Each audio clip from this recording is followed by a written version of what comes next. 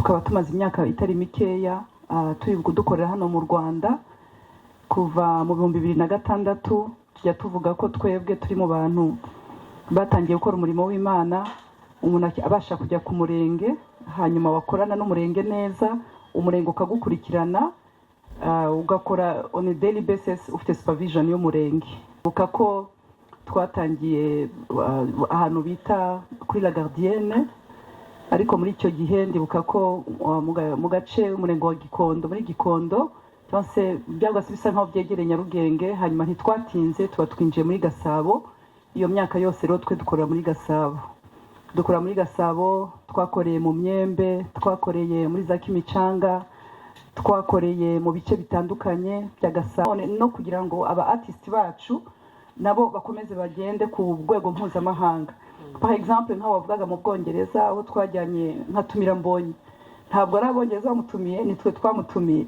Aho twahuriye twajyanye na Aime Uwimana n'abandi benshi. Nta kintu cyiza nko kugira ngo hanze bamenye ko ntabwo ari Nathanael Basse gusa, kumbe hari n'abandi bameze nka ba Nathanael mu Rwanda.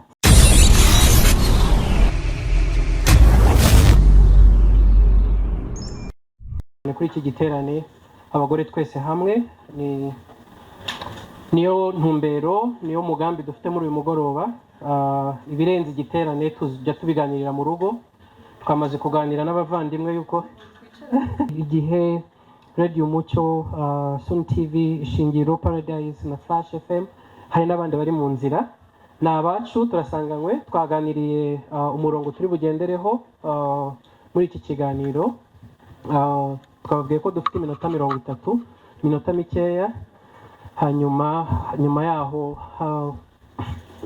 gahunda zanyu zibakundiye bakaba bagira undi wari ufite ikibazo cy'amatsiko yashaka kubaza akaba yakibaza turangije iyi press conference. Twabanyuriyemo muri make amakuru y'igiterane, gahunda, amatariki, ariko turi hano kugira ngo mushyire umucyo ku bibazo abavandimwe baba bafite.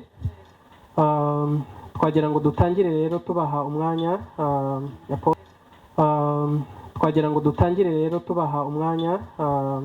mu bihe bitandukanye. Imana ibaha umugisha kandi rero ni Noble Family Church ndetse n'umuryango wa Women Foundation. Tukaba tumaze imyaka itari mikeya turi kudukorera hano mu Rwanda kuva mu 2006 tujya tuvuga ko twebwe turi mu bantu batangiye gukora umurimo w'Imana. Umuntu abasha kujya ku murenge hanyuma wakorana n'umurenge neza, umurenge ukagukurikirana ugakora on a daily basis ufite supervision y'umurenge. Kubw'ubuntu bw'Imana turi mu bantu bakoze tuzamuka tukajya kuri district, tukabasha gukorera ku cyemezo wenda cy'agateganyo bakabakurikirana icyo gihe cyose. Hanyuma ndibuka ko ari igihe statut twabaga tudafite abanoteri ahantu hatandukanye. Statut yajyaga muri minijiste, byabaga bikomera kugira ngo uzabone noteri wa minijiste, yabaga ari umwe. Ariko kubw'ubuntu bw'Imana icyo gihe turakomeza hanyuma tugakorera aho turi. Ndibuka ko twatangiye ahantu bita kuri La Gardienne, ariko muri icyo gihe ndibuka ko mu gace umurenge wa Gikondo, muri Gikondo cyose byagase bisa nkaho byegereye Nyarugenge, hanyuma ntitwatinze tuba twinjiye muri Gasabo. Iyo myaka yose rero twe dukora muri Gasabo. Dukora muri Gasabo, twakoreye mu Myembe, twakoreye muri za Kimicanga, twakoreye mu bice bitandukanye bya Gasabo. Dukora umurimo w'Imana, ariko dukorana na community. Cyane cyane abantu bagiye batumenya ku gikorwa cya Thanksgiving cyo gushima Imana, utuvuga ngo gushima tubigira umucyo, aho twagombaga gukora ibikorwa bijya ahantu hatandukanye mu baturage. Rero Noble Family Church yaje gutangira nyuma ho gatoya nk'itorero, hanyuma tukagenda tujya muri compliance n'ibyo igihugu kidusaba, kandi compliance nk'uko zagiye zikomeza tugenda tuyadjustinga nk'uko compliance zigenda ziza umunsi ku munsi. Rero nka Noble Family Church turabakiriye ndetse n'umuryango wa Women Foundation Ministries. Murakoze cyane. Mushumba, twagira ngo mutwemerere aho twakire ibibazo. Twibutse ko uwo duha ijambo ari vuga amazina ye, ikinyamakuru akorera hanyuma turase ku ntego kugira ngo twese tuze kubona umwanya. Yego, hari wabanje hano.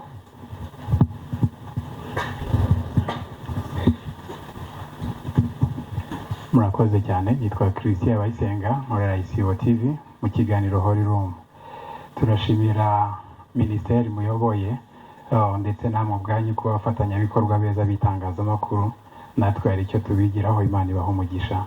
Nashakaga kubaza imyaka 20 ya Impact tuzaba twizihiza, muzaba mwishimira ibiki bitatu mwagezeho? Icyo ni kimwe. Ikindi, All Women Together hari abo twaganiriye bambwira ko yagiye babera umusemburo w'impinduka, nkamwe mwahawe iyerekwa. All Women Together yahinduye iki mu buzima bwanyu nkamwe mwahawe rino yerekwa? Murakoze cyane. Murakoze cyane. Navuga ko muri Impact y'imyaka 20 uretse kuvuga ngo hari iyerekwa ry'umurimo, ariko turashimira Imana ko iyerekwa ry'umurimo byaratworohereje cyane, ko twari dufite igishushanyo cy'igihugu, cyane cyane ko igihugu gishyira umuturage ku isonga kandi bakubaka umuturage, uburyo byari bitworoheye kugira ngo tugendere muri gahunda z'igihugu, cyane cyane mu gusana. Muzi ko muri imyaka 20 cyane twebwe twavuga ko uruhare navuga ngo nishimira no kubona umuntu asanwa bihereye ku mugore, aho umugore yagiye asanwa. Twashoboye guforma abaterapiste bageze kuri 33 tugitangira, aho twifuzaga yuko abo baterapiste bashobora nabo kugenda bagakanselinga abandi. Twakoze cyane ku murimo w'isanamutima, n'ukuri dukoranye n'ibigo bitandukanye by'isanamutima, nubwo twigeze twirarira dukora ibyo tutazi. Twagiye dukolabora n'imiryango ikora mu isanamutima mu gihugu, bakaza bakatwigisha bakaduforma, aho wasangaga ko umukristo mu itorero bisa nkaho afite ihungabana, bisa nkaho ari abadayimoni, aho abantu bari bakirukana abadayimoni bayibuka. Murakuba ati umuntu yatewe n'umudayimoni wo kwibuka, ariko mu guforma abantu bagakira mu marangamutima byagiye bigaragara yuko atari abadayimoni cyangwa atari imyuka mibi yateye abantu, ahubwo abantu bo mu matorero bakangurirwa kugira ngo bamenye ko abantu nubwo basenga, nubwo bajya mu ijuru, ariko bakeneye gukira mu mutima. Gukira mu mutima navuga ko ari kimwe mu bintu nanjye nishimira, ko byibura nubwo tutaragera aho tugomba kugera, ariko navuga ko byagize umumaro. Ahandi nanone navuga ko nishimira naho twagiraga abagore, usanga navuga reka nkoresha urugero rwa Maria na Marita, aho wasanga mu rusengero twagiraga abagore bakora cyane ariko batagira umwanya wo gusenga, tukagira n'abandi basenga ariko batagira umwanya wo gukora. Ariko twagiye dutoza ikintu kivuga ngo ese ni gute umugore ukora ashobora no gusenga, umugore usenga akanakora, ni gute byose bishoboka umugore cyangwa se umukobwa bashobora kugira umumaro mu miryango yabo, muri societe. Marita akarenzaho akajya ku birenge bya Yesu, na Maria nubwo ari ku birenge bya Yesu akamenya ko yafata computer ari ku birenge bya Yesu, yagenda kubaka akagira iterambere azana kandi ari ku birenge bya Yesu. Iyo balance yari ibuze, aho tufite abagore bahora ku gikumba, bahora mu masengesho rwose, ariko ubona nta musaruro uhari. Ni bimwe mu bintu byasenyaga ingo, aho wasangaga wenda umuntu gukizwa bisa nkaho wagira ngo gukizwa no gutererana urugo, which is wrong. Aho wabonaga abantu bafite ubwoba bwo kugira abagore bagiye korera Imana, cyangwa se umugore ni umudiyakoni, ese ntabwo azica urugo, ntabwo azarusenya. Ariko navuga ko nejejwe nuko uyu munsi mbona abagore bagwiyemeza, abagore bameze nka ba Deborah, aho ashobora kuba umucamanza, akaba n'umuhanuzi, akaba na mukarapidoti, kandi akabasha kuba n'umusigiti cy'umukindo, byose bigakunda. Navuga ko iyo balance ari kimwe mu bintu twabonye muri uyu murimo, kandi kigifashije, cyatumye n'umugabo ashobora kuza gusenga agasapotinga umugore biturutse nuko uwo mugore yabonye amaboko by'ukuri. Cyo navuga nk'icya kabiri. Hanyuma icya gatatu navuga wenda cyabashije kutunezeza ni uburyo mu gihugu cyacu, navuga ngo vraiment ntakabije, navuga ngo uyu murimo wafashije cyane ku muhamagaro w'umugore, aho amatorero menshi atasengeraga abagore kuba abashumba. Amatorero menshi ari traditionnel ntabwo babyemeraga, ku buryo ni intambara zimwe twarwanye, aho twavugaga ubutumwa tukagira za comments nyinshi zivuga ngo abagore ntibakavuge mu materaniro, abagore ntibakagire gutya. Yewe twari dufite n'amatorero yemera ko abagore bafite umuhamagaro, ariko ugasanga ntabwo pasiteri ashobora gusengera abagore, ugasanga nyine n'abadiyakoni n'abakuru b'itorero, ariko icyo gihe abagore b'abapasiteri bari bakeya, kandi bake twari dufite wasangaga afite nk'umugabo w'umushumba, ariko nabo bakeya pe, bake dushobora kubivugaho gatoya ku buryo tubyibuka turabyibuka nk'arejo ariko uyu munsi kuba tufite amatorero ndashimira Imana ko nagiye mparticipa muri ordination z'abagore bakorera Imana mu matorero aho ubona n'itorero rivuga ngo birakwiye ko umugore ashobora kuba umupasiteri si kuvuga ngo agiye kuba like visionnaire agiye gusa nk'agiye imbere cyane ariko hari ibintu bikenewe mu itorero hari umukobwa ukeneye isanamutima atapfa kubwira umugabo yabwira umugore donc utwo tuntu duto dukeneye kandi navuga ngo little foxes muri churches cyangwa se ingunzu ibyana by'ingunzu by'ica itorero aho itorero rishobora kugrowinga ariko ugasanga hari abantu bari gupfiramwe indani atari uko bakapfuye kuko babuze uwo babwira ejo akajya kubwira utari we ejo umwana akaba abused hagiye abana baba abused mu makwaya muri za korari biturutse nuko babibwiye abataribo ariko uyu munsi kuba twarongerewe abagore bari muri ministère byafashije itorero rya Kristo kugira ngo ribe balanced ni bimwe mu bintu navuga cya gatatu cyanshimishije ku mubiri wa Kristo atari twebwe nka minyoni ahubwo ku mubiri wa Kristo mu Rwanda aho abantu bavuga ati if you can make it we can also make it n'uyu munsi uwo murimo turawukora wo gufukurirwa kwinkareginga no kumentaringa abagore bakorera no mu yandi matorero ariko bari muri uyu muhamagaro. Murakoze cyane Apostle twakire umuvandimwe hariya hanyuma tugaruke hano ku rwego rwanyu mushumba ku giti cyanyu personally icyo iri yerekwa mwahawe namwe byabahinduyeho icyo ryampinduyeho mbere ya byose navuga ngo byancishije bugufi nibaza ko uko umuntu arushaho gukorera Imana hari ukuntu umuntu mu muntu sinabona arisuzuguraga ariko hari ukuntu mu muntu hari ikintu uba wumva se byakunda byaba ariko ikintu cyabashije kumpindura no kumva hari umuntu ushaka kuvuga ko ubuzima bwe ngo bwahindutse ngo kubera message natanze nkumva ko hari umuntu umwe waba arahindutse umwe ni ibintu byagiye binkoraho cyane ikindi nanone kumva ko aho ndi ko naravuga njyewe ndi umupasiteri hariho faith based organizations ariko ndumva nifuza cyane community based aho nshobora kuba ndi si ngombwa ngo menyane na meya ariko nubwo namenyana n'umukuru w'isibo cyangwa nkamenyana n'umukuru w'umurenge umuyobozi w'umurenge ariko tugakora ibidasanzwe hamwe hepfo ikintu cyantangaje nuko mubikorera aho hasi ariko ukazasanga byabashije kugera no mu mihigo aho ushobora kubona nko muri liste nko mu karere utazi ko babimenye kujya kubona ukabona kuri liste ngo hari ibintu mwakoze ngo byafashije abaturage aho muri so byiwe ku giti cyanjye byanshishije bugufi ariko no kubona abantu bakizwa ari abagenzi bari kujya mu ijuru tukazaba tuzahurira muri Yerusalemu nsha nabyo nibisanzwe mu buzima bwanjye murakoze. Murakoze nitwa Jean Vende umunyamakuru wa Nyarwanda banza gushimira ko ikiganiro cyiza turimo turagirana nkurikije ukuntu uvuga ku rugendo rw'imyaka 20 ishize umuntu abyumva nkaho ari ibintu byoroshye ariko mu gutangira bagaragaje ko mwaherera Guardian mu Kiyovu ariko uyu munsi mwagabye amashami mwakushizeho nabuze mbona ibiteraniro by'ukora mu Bwongereza uri kumwe na Bambonyi ikibazo cy'amatsiko mfite hano ndibaza imyaka 20 umuntu avuga ko yari jani yoroshye kuri mwebwe byakoroha buri wese kubyumva icyo ni kimwe hanyuma ikindi kimwe mu byo muzitaho harimo no kuhuza abadamu mukaganira ariko mu rugendo nyine rwo gusana imiryango niba ariko nabivuga ibi biterane hari icyo byafashije cyane cyane twumva ubuhamya bw'abantu bavuga ati nanjye gutandukana n'umugabo ariko binyuze mu masengesho nk'aya ngaya byamfashije kongera kwiyubaka nawe ikindi hari imibare mufite wenda y'abantu bakira bagakiza iyo baje mu biterane nk'ibi ngibi murakoze. Murakoze cyane kubwo kudushimira ku bwa impact imibare turayifite nuko ntashoboye kuyizana ariko irahari igihe cyose muyishaka twayibaha ibikorwa byose dukora bifite imibare dufite n'abahanga n'abanyabwenge bahari kugira ngo babishire mu mwanya byose birahari murakoze.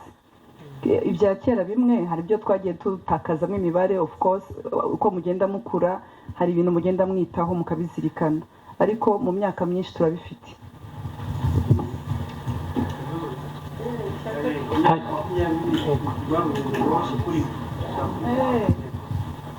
Imyaka 20 ntabwo navuga ngo rwari urugendo rworoshe kuri twe cyane cyane iyo uyoboye gahunda yitwa ngo impuzamatorero ugomba kwigengesera cyane ni bimwe mu bintu wenda nagira mu inama n'abandi bantu bayoboye za ministère cyangwa se bayoboye wenda n'ibintu byitwa impuzamatorero burya iyo uyoboye impuzamatorero ugomba kubanza kubaha imyizerere y'umuntu asanganywe.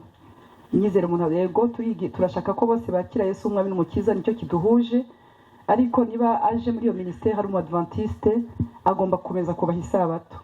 Niba asengera nko muri ADPR ntabwo ari ngombwa ngo yambare ihereni nk'iryo Mignone yambaye. Murabyumva bene data? Ntabwo kuba ushobora kuba inspired n'igikorwa nkora ntibiguhindura imyizere, ntibituma ubasha guhindura, ntibituma niba washiragaho labero ushiraho rouge à lèvres, ibyo byose. Niba uri umukatolike uri muri communauté de l'Emmanuel n'ahandi hose murabyumva. So rero bantu rero ikintu cyari kitoroshe mu myaka 20 ni kubanza kumenya wese uwo murimo, niba umurimo ujemo abantu harimo n'abagomba kuwukoramo kugira ngo bubake abandi. Harimo donc abo nakwita pioneers, abantu baje bakawuvunikira bakawitangira. Hakaba n'abitwa ba supporters, bawusapotinga mu buryo bumwe, bashobora kuwusapotinga batawuhoramo, bashobora no kuwusapotinga bawurimo kandi bakawusapotinga n'umubiri n'ibitekerezo banahari. Harimo kuyobora gahunda, harimo gukora amanama, harimo ibyo bintu bitandukanye. Hanyuma icya gatatu harimo n'ababeneficiaire. Ikintu rero kiba kigoye ni ukubasha kubatandukanya, kuko hari igihe wibesha ko umubeneficiaire azaza kugufasha, kandi umubeneficiaire ashaka rwose ibimuhumuriza umutima n'ibimufasha mu byo ukora, ariko ejo ntuzamushake ngo azagufashe. Rero kugira ngo ubashe gutandukanya ayo matsinda, umenye uko wabyubaha, umenye n'abantu ugomba kuzana kwigisha aho hantu, kuko iriya altar ni ikintu Imana ifuhira cyane, kumenya ese ninde waje kuvugisha audience mfite. Kuko Imana iguhaye audience ntumenye icyo uyiha, ntabwo uri kwica ya audience gusa, uri ni kwica imiryango, wica naho bava, wica n'imyizerere. Iyo discipline rero yari ikenewe muri myaka 20 kugira ngo ibyo bintu bigende neza, kuko harimo abagore ba pasiteri. Dufite departement y'abagore ba pasiteri, aho mwiyereko bavuga ngo bari bakenyeye ku mahwa ariko bagahandurwa. Eske ni gute muka pasiteri wamaze kuba empowered? Ni gute muka pasiteri uhora mu rusengero rwo yicaye atabwiriza atavuga, naza muri women avuge ahanure, hanyuma ni gute azasubira muri rwa rusengero rwe abashe kubyitwaramo neza? Aho rero niho twagiye dukurikirana neza, ariko navuga ngo mu byatugoye bindi navuga ngo ubuntu bwari buhari. Yego bigorana ntibibura, ariko buriya iyo ushigikiwe n'Imana kandi ukabasha no gushigikirwa n'igihugu, kandi nanone ukabasha no gushigikirwa n'abantu Imana ikuzaniye, birorohaho gato, ariko bimwe byari bigoye no kudakompromising. Nakomeye ku kintu cyo kudakompromising, kuko hari kuna abantu batangira ibintu yabona hakujya ku muturanyi hari ibindi biryoshye ugahita wongeramo ukongeramo mu by'Imana yaguhaye, ugakubitamo n'ibindi wenda itaguhaye, ugasanga watangiye uri guhuza abagore n'abakobwa kugira ngo mugere ku miryango. Ejo ukomeje utangiye igikorwa cyo guhuza amakorari yose, wenda atari cyo wakagombye gukora, ariko wagikora ko si main. So ni gute muri myaka 20 nagombaga kuta compromising, ngo ngume kudatandukira, ngo ngume kuri wa murongo Kristo yampaye. Rero ndashimira Imana ko ni ikintu kigoye, kigomba kuba intentional kubitekereza kugira ngo udasanga wavangavanze. Kandi noneho muri myaka 20 mwibuke yuko twatangiye itorero Noble Family Church. Iryo torero rero harimo bamwe bagomba kuvuga ati rwose ndi umukobwa ndi umuhungu ugomba kuba kushunga na Apostle Mignone, ndi umugabo ugomba gushunga na Apostle Mignone. Ni gute rero twagombaga kugira ngo itorero ritamira bya bikorwa dusanzwe dukora bya ministeri, kandi nanone na ministeri ntibangamire itorero. Hari hagoye ariko twabigezeho. Uyu munsi dufite ahantu hatandukanye, dufite ibikorwa bya church n'ahandi dufite ibikorwa by'umurimo muri rusange, nk'ibikorwa bifasha community, kandi byose bikagenda neza nta kishe ikindi, ariko it was a bit hard. Hari ikindi cya gatatu Mushumba yashatse kubaza ati ibi biterane ko ari byinshi, atari n'ibyo muherutse se abantu babizamo bagira impact ni byinshi koko, ariko n'ibyo biganiro bijyanye n'umuryango nyine bizagenda icyo bifasha muri rusange mu gusigasira ku muryango. Ibiganiro tuzagirana n'abadamu, ibyo biganiro birahari, ariko tuzarushaho no gukomeza, kuko ikintu nabonye ahantu umudamu ahagurutse gukorera Imana, ni byiza, ariko biragomba kuganirizwa, biragomba guhugurwa, biragomba kugira ngo ntutakaze umwimerere w'umubyeyi. Ushobora kuba umuyobozi, ushobora gukora ibintu bikomeye, ariko ntutakaze wa mwimerere w'umubyeyi. So ibyo biganiro n'ibiganiro turi kubikomeza gushiramo imbaraga cyane. Ikindi tunahugura abadamu kugira ngo bamenye yuko ntabwo umugore wese yaba Debora yari umugore uri kuri front line, yari kuri front line asa nkaho n'indirimbo yitirirwa Debora kuko niwe ari kuri front line, ariko bajye bibuka yuko na ba Yayeli bahari. Yayeli yari umugore wishe Sisera, ariko si we wari uri imbere, ahubwo ntabwo ari na Debora wishe Sisera, umwe wari mu gusapotinga uri inyuma niwe wakoze ibikomeye. Hari ukuntu rero tukeneye kugira ngo dukomeze duhugurane, dutyazanye, dufite ntuzivuga ngo nk'uko icyuma gityaza ikindi ariko umuntu akaza mugenzi we, ni slogan tugenderamo, aho twifuza yuko umuntu wese ahantu ari amenye ko yagira impact, amenye ko ashobora kuzana impinduka ahantu ari. Ntibigusaba kuba revera cyangwa se kuba bishop, ariko uri nawe wabyitwaramo gute, wabyitwaramo gute. Rero nibaza ko izo ntuza tuzakomeza kuzikora, aho yavugaga ati biratandukanye ni byinshi, hari byo twumvise mu Bwongereza n'ahandi hatandukanye, urareka igihe kigasohoza. Buriya ntabwo ibintu umuntu apfa kubikora, ariko urareka igihe kikivuga, kandi iyo igihe kigeze uranabyumva. Igihe kiguha abantu bashobora kugufata amaboko, igihe kikaguha ibintu byoroshye, facilitations, kuvuga ngo biraza kuba biri smooth, ariko igihe kiraza kugufasha kugira ngo ugire n'abantu bagufasha muri bya bihugu kugira ngo wa muhamagaro uwitware neza. Ntabwo bizagusaba kugira ngo noneho ujye gukusanya, ejo usanga uri gukusanya amafaranga y'abanyarwanda hose kugira ngo ujye gukora ibikorwa mu Bwongereza. Aho ese muri ubwo Bwongereza Imana yaguhaye y'abantu bari bubashe kugufasha gukora cya gikorwa, kandi nanone naho uri hose ufite abasupporters z'ibihe byose bashobora kugendana nawe ku buryo wakora ibintu utaremereye abantu. Ese ubikoze mu gihe gikwiriye? Ese ibyo ugiye gukora bifite uwuhe musaruro? Kujya muri diaspora rero nabyo byaradufashije cyane, kuko harimo ibyo twunguka. Buriya abantu bari mu mahanga ariko kugira ngo ibyo biga babizane, baze bubake igihugu cyabo, bagaruke ibyo bafite babiduhe, ariko natwe ibyo dufite tubibahe. Hari nk'ahantu twagiye tujya mu mahanga ugasanga abantu imyumvire bari bafite yo muri 1995 agenda, ugasanga niyo agifite turi muri 2023 2024. Natwe twajyayo tukagana ijambo ry'Imana, ariko bakongera bagakanguka ukabona hari ibintu byiza bikoze. Kandi nanone no kugira ngo aba artist bacu nabo bakomeze bagende ku rwego mpuzamahanga.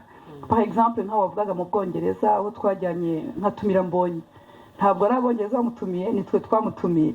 Aho twahuriye twajyanye na Aime Uwimana n'abandi benshi. Nta kintu cyiza nko kugira ngo hanze bamenye ko ntabwo ari Nathanael Basse gusa, kumbe hari n'abandi bameze nk'aba Nathanael mu Rwanda. N'undi baba basanzwe babazi, si ukuvuga ngo ntibari bamuzi, ahubwo bari bamuzi. Ariko nta kintu cyiza twebwe nk'abanyarwanda b'abakristu turi kumwe n'amahanga ari kureba ibyo bintu byiza. Rero ni ubukristu, ni ukwagura umurimo wa Kristu kugira ngo abantu bakizwe, ariko ni nanone no kugira ngo ni n'ubunyarwanda. Murakoze. Murakoze cyane Poso. Turagira ngo hari mugenzi wacu twahaye mikoro hano, ariko dusaba abakurikiyeho kugira ngo dusaranganye umwanya tubaze ikibazo kimwe, umwanya w'abandi nabo uboneke. Murakoze. Murakoze. Amazina nitwa Byumvore Frederic, nkaba ndi umwanditsi wa Gospel Time.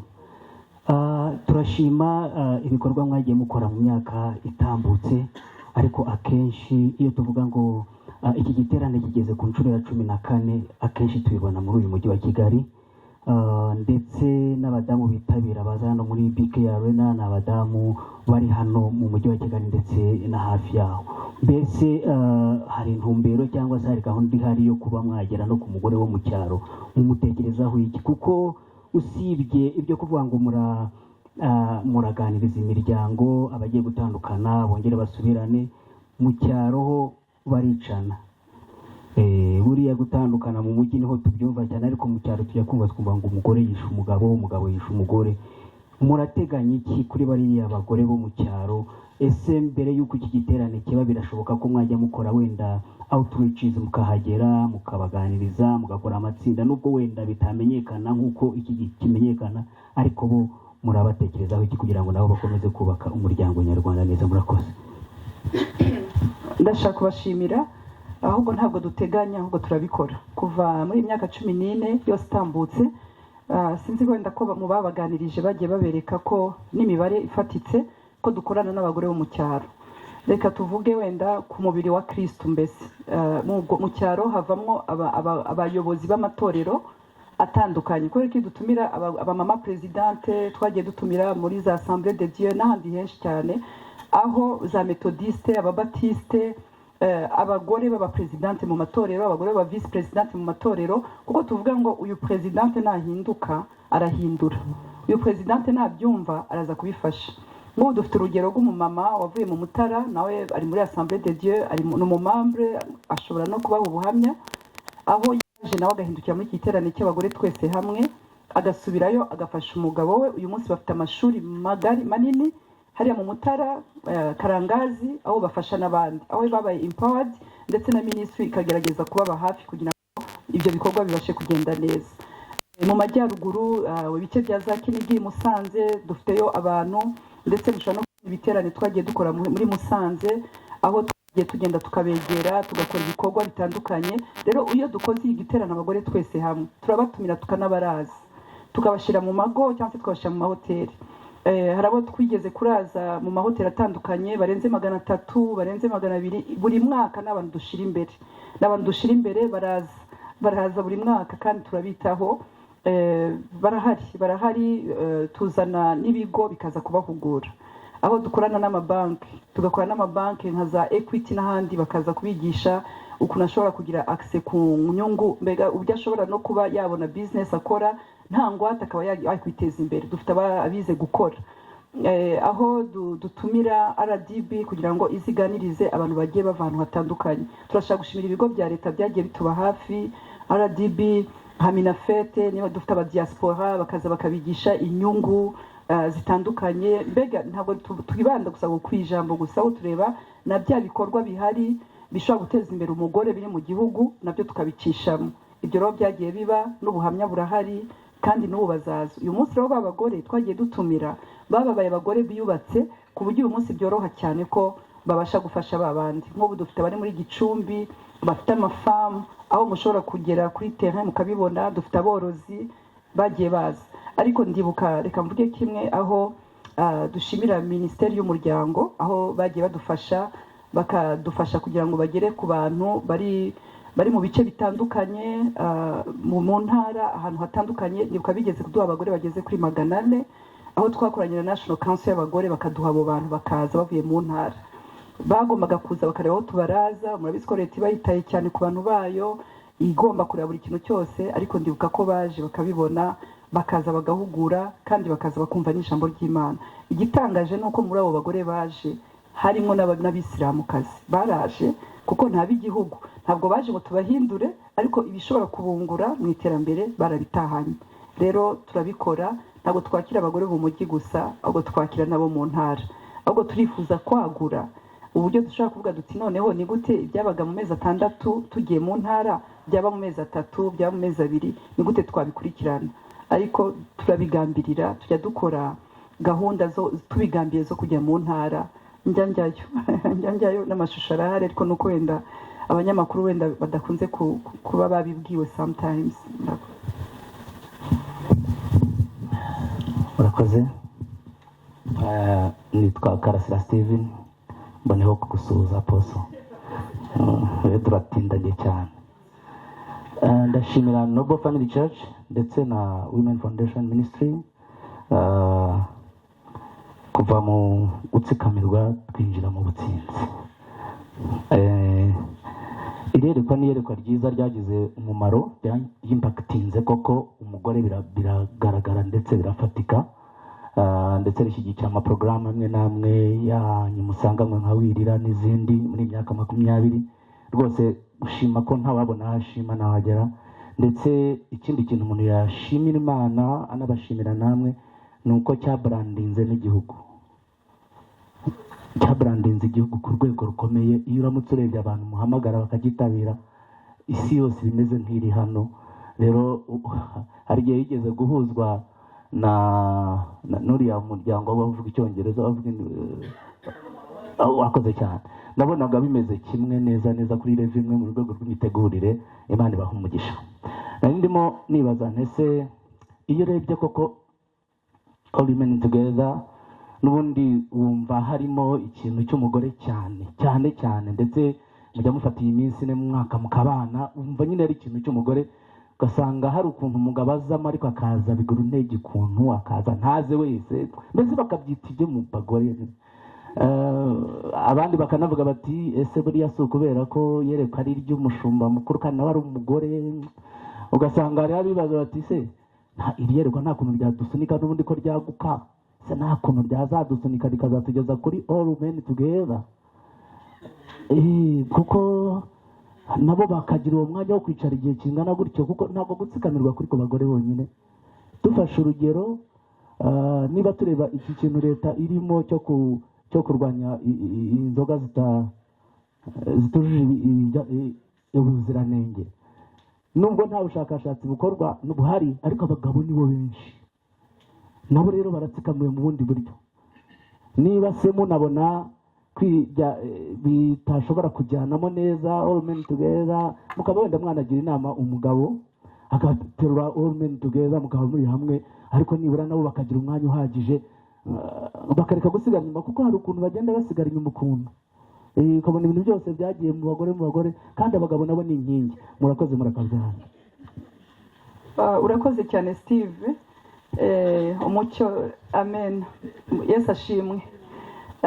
Ndibaza yuko ahubwo mwebwe, kuko ari mwebwe dufite musa nkaho muri navuga ngo muri imbere mu byo mwebwe abanyamakuru, nibaza ko ahubwo mugomba kubimenyesha cyane. Uyu murimo uravuga ngo kubaka umuryango ushingiye ku mugore, ariko ni ukubaka umuryango, ntabwo ari ukubaka umugore, ni ukubaka umuryango, kandi umuryango urimo umugabo, umuryango urimo umugore, umuryango urimo abana.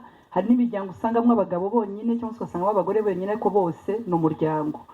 Rero iki giterane koko iyo wumvise ngo abagore, ukumva abagore twese hamwe, ushobora kuba umuntu utarabyumva, utarabikurikirana, yagira ngo ni abagore gusa. Iriya minsi y'imigoroba, reka tuvuge dutangira iteka kuwa kabiri, kuwa gatatu, kuwa kane, aho ngaho duterana nimugoroba ari abagore n'abakobwa. Ariko sinzi ko mujya mubibona ko abagabo aribo bari mu kazi, muri protocol, muri security, ahantu hose. Hanyuma kuwa gatanu nimugoroba hakazamwe abagabo, tugaterana nabo.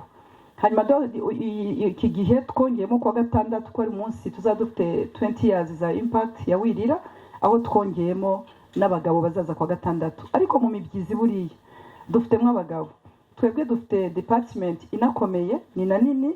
Nibaza ko abapasiteri benshi bakunze kuza bakayifashamo cyane, harimo ba Reverend Dr. Antoine Rutayisire n'abandi dukunze kubana, bakunze kuza muri ministry y'abagabo iwacu. Dufite icyo bita men of Isaka, abagabo bene Isakari. Bene Isakari rero ni abahanga ngo bo kumenya ibihe. Tujya tugira conference yatambutse, tuba dufite umwanya wihariye aho bigisha umugabo, uko umugabo ahagaze muri ministère, uko umugabo ahagaze ku kazi, mu muryango, ibyo byose birimo. Ahubwo nibaza yuko tukomeza kubibwira abantu kugira ngo bamenye ko abagabo barimo, nubwo byitwa abagore twese, twibyitwa abagore twese hamwe, ntabwo twasiga abagabo, ko tuzi yuko umugore nta development yavuga ihagije umugabo atarimo rwose.